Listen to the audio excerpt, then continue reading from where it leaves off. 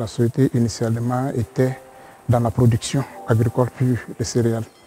Et donc en 2020, on a lancé donc le projet d'aller au-delà de produire simplement, et transformer ce que nous produisons et mettre à la disposition de la population des produits prêts à être consommés de qualité conforme à tout ce qui est réglementation et normes, aussi bien au niveau national que international. Et ça nous permet déjà de livrer à certains de nos clients qui sont à la recherche de céréales grains, puis de livrer donc des grains qui répondent aux normes de ces clients-là.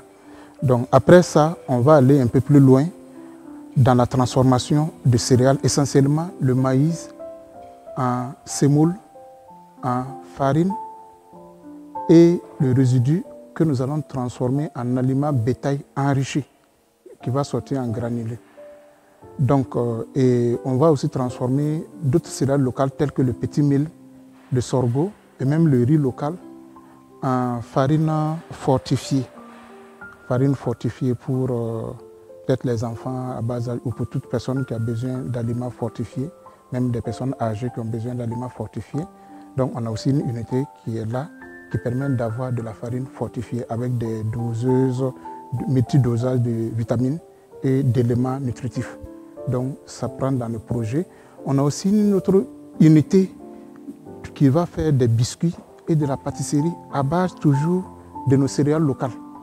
Le maïs, le riz, le petit mil, le sorgho. Donc on a une unité de production donc, de biscuits à base de céréales locales. Et pour finir, donc, on a une unité qui va regrouper tout ce qui est résidu issu de la production, auquel on va ajouter d'autres types d'aliments pour produire donc, de l'aliment pour bétail et éventuellement de l'aliment pour volaille. Je disais, nos ambitions dans ce projet, c'est vraiment un développement intégré de toute la chaîne de valeur céréales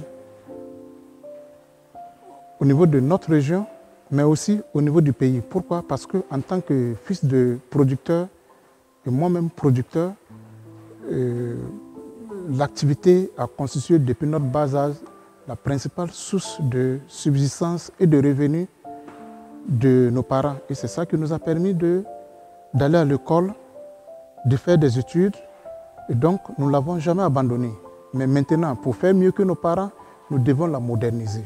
Nous devons la moderniser et nous devons aussi venir en aide à ceux qui n'ont pas eu la capacité d'aller à l'école comme nous, qui ne comprennent pas quand on parle de normes de qualité. Ils ne comprennent pas ça. Il faut que nous qui sommes allés à l'école, on puisse apporter notre contribution. Dans cette unité industrielle, elle a plusieurs composantes.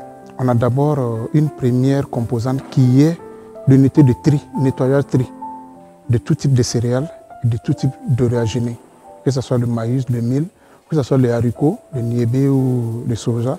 Nous avons une unité qui permet de trier et de calibrer pour qu'on ait des céréales pures, sans impureté, sans moisissure et autres. Et ça nous permet déjà de livrer à certains de nos clients qui sont à la recherche de céréales grains purs, de livrer donc des grains qui répondent aux normes de ces clients-là. Donc après ça, on va aller un peu plus loin dans la transformation de céréales, essentiellement le maïs en semoule, en farine et le résidu que nous allons transformer en aliment bétail enrichi.